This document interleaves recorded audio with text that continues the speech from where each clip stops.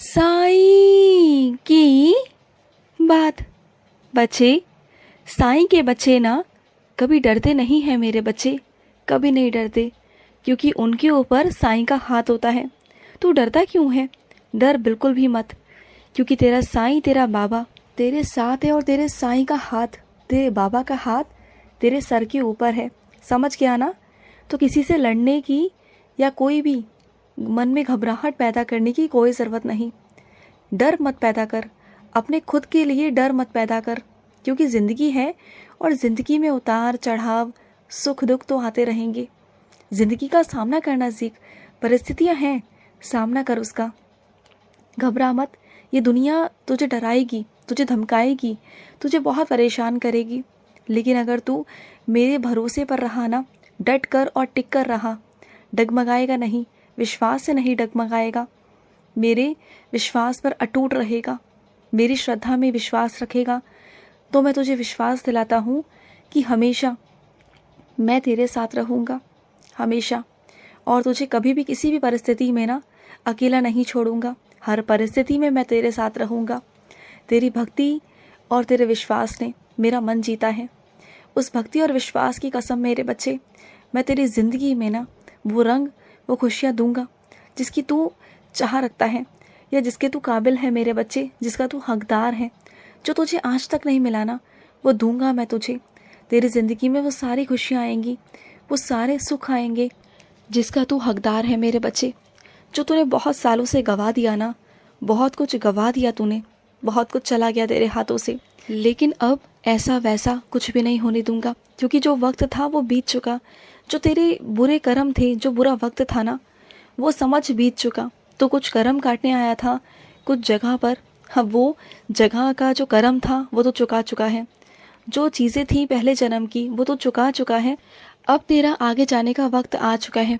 जो आगे तुझे बढ़ना है ना, जो आगे तुझे लेके जाना है, किसी नए स्थान पर, कहीं नई जगह, नए लोगों के बीच, अब मैं तुझे आगे लेके जाऊंगा।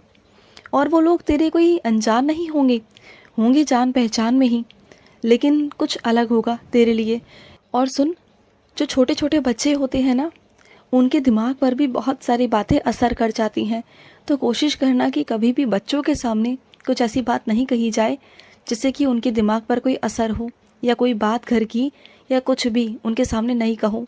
बिल्कुल भी मत कहो, क्योंकि तुम बड़े हो, बड़े लोग आपस में समझ सकते हैं, लेकिन बच्चों को ये दिमाग पर अगर असर पड़ गया ना, तो आगे चलकर उनके दिमाग पर काफ़ी गहरा असर कर सकता है, जो उनके आगे वाले भविष्य के लिए ना खतरनाक साबित हो सकता है। तो बस मैं यही कहूँगा कि जो कुछ करना है ना, बच्चों से दूर रहकर किया करो। कोशिश किया करो कि बच्चे तुम्हारे आसपास ना हो, बच्चे तुमसे थोड़ा सा अलग हो, और तभी ऐसी कुछ बातें किया करो। और सुनो, पहले तुम बहुत डरते थे ना अध्यात्म के रास्ते पे चल के।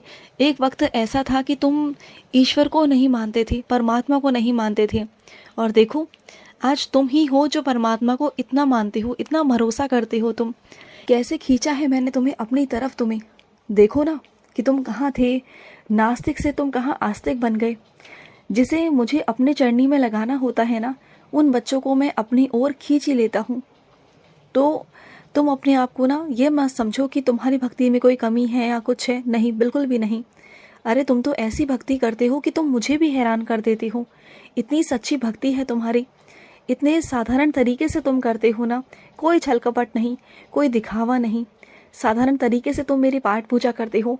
मुझे यही पसंद है, मुझे नहीं चाहिए कुछ भी, मुझे कुछ ताम झाम, कुछ भी सामग्री, ये सब नहीं चाहिए। जिस तरीके से तुम मेरी पाठ पूजा कर रहे हो ना, बस वैसे ही करते रहो। और मैं अपने कुछ बच्चों से कहना चाहता हूँ कि वो इतने नकारात्मक हो गए हैं, उन्हें मानसिक तनाव से इतना ग्रस्त हो गए हैं ना, कि वो उनके मन में चीज़ों को लेकर इतना गंदगी भर गई है ना, वो इतने नकारात्मक हो गए हैं ना, इंसानों को तो छोड़ो, वो भगवान तक को, परमात्मा तक को अपशब्द कहे जाते हैं। और जो ईश्वर को अपशब्द कह रहा है ना, तो वो शारीरिक तौर पर और मानसिक तौर पर सही कैसे रह सकता है।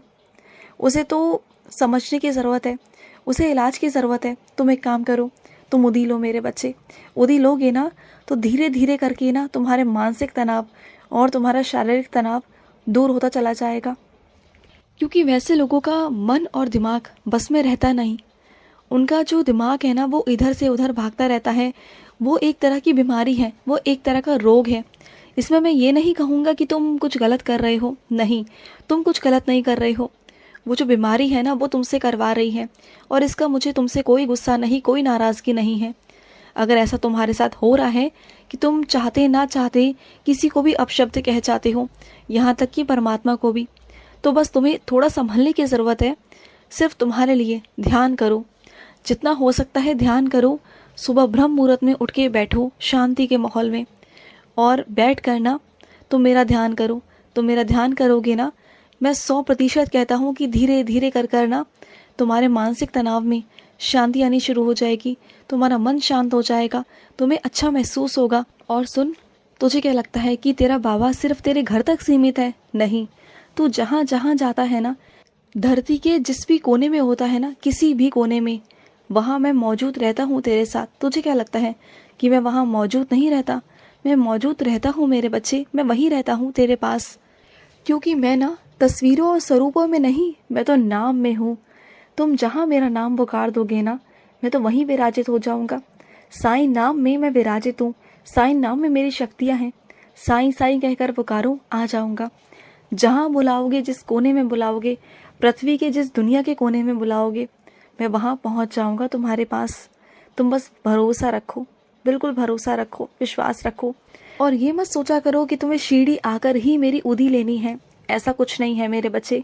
तुम्हारे घर के पास में जो भी साईं मंदिर है, तुम वहाँ से जाकर उदी लेके आ सकते हो। उस उदी का तुम इस्तेमाल कर सकते हो। बात है विश्वास और भाव की।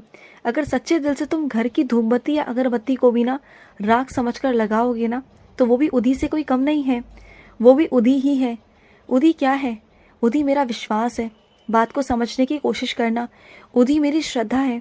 अगर तुम रास्ते की मिट्टी को भी ना अपने माथे पे लगा लोगे ना साईं बोलकर, तो वो भी उदी का ही काम करेगी। तुमने क्या साईं चरित्र पढ़ी नहीं क्या? पढ़ लेना एक बार। दीक्षित जी का तुम अध्याय पढ़ लेना, जिसमें उन्होंने मिट्टी उठाकर रास्ते से अपने पत्नी के माथे पे लगाई थी। तो देखा था ना, वो मेरी बच्ची भी ठीक हो गई थी, जिसके लिए उन्होंने प्रार्थना की थी। तो अगर तुमसे कोई दूर भी है ना, अगर उनके नाम से भी तुम कोई उदी को लेकर और अपने माथे पे लगा रहे हो, तो वो भी ठीक हो जाएगा। तुम्हारी उदी ज़रूरी नहीं कि उनके पास पहुंचनी चाहिए। तुम्हारी प्रार्थना बस मुझ तक पहुंचनी चाहिए। सच्चे दिल से, सच्चे भाव से करोगे तो 100% सब कुछ ठीक हो जाएगा। और उदी कारागार होगी मेरे बच्चे, होगी, ज़रूर ज़रूर होगी। क्योंकि मैंने कहा ना, उदी महज एक राख नहीं, उदी मेरा विश्वास और श्रद्धा है। ये दोनों चीज़ें अगर होंगी ना, तो तेरी उदी चाहे कहीं भी हो, किसी भी मंदिर की हो, कहीं की भी हो ना, वो कारागार होगी ही होगी। और सुन, तेरा बहुत मन करता है ना कि तू मेरे साईं व्रत रखना शुरू कर दे, पर तू डर जाता है कि पता नहीं तुझसे हो पाएंगे नहीं हो पाएंगे, तेरा स्वास्थ्य ठीक है नहीं ठीक है। जब तू करेगा ना, तो शक्ति तुझे मैं प्रदान करूँगा। वैसे तो मैं नहीं चाहता कि तू व्रत कर या परेशान हो, नहीं, लेकिन तेरा बहुत दिनों से मन है कि तू साईं व्रत रखे। सिर्फ इसलिए, तेरे मन को रखने के लिए मैं तुझे हिम्मत और हौसला दोनों दूंगा। जब आने वाला गुरुवार आएगा ना, तो तुम व्रत रखना शुरू कर देना, मैं तेरे साथ रहूँगा। व्रत रखना, लेकिन भूखे पेट मत रहना, कुछ ना कुछ खाते पीते रहना, फलाहार करते रहना। और एक वक्त का अगर भोजन कर सको तो कर सकते हो, कोई बहुत बड़ी बात नहीं है। क्योंकि व्रत रखना, भूखे रहना ना, ये कोई सही बात नहीं है।